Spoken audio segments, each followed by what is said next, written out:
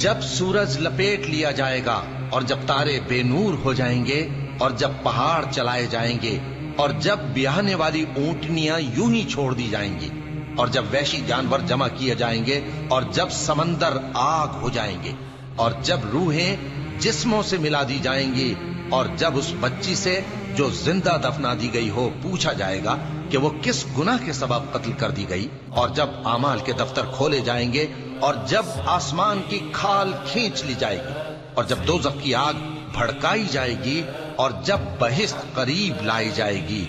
تب ہر شخص معلوم کر لے گا کہ وہ کیا لے کر آیا ہے۔ پس میں ان ستاروں کی قسم کھاتا ہوں جو پیچھے ہٹ جاتی ہیں اور جو سیر کرتے اور غائب ہو جاتی ہیں، اور رات کی قسم جب وہ پھیلنے لگتی ہے، اور صبح کی قسم جب وہ نمودار ہوتی ہے، کہ بے شک یہ قرآن اس فرشتہ عالی مقام کا سنایا ہوا پیغام ہے جو صاحب قوت ہے، مالک عرش کے ہاں اونچے درجے والا ہے، سردار ہے، ساتھ ہی امانت دار ہے۔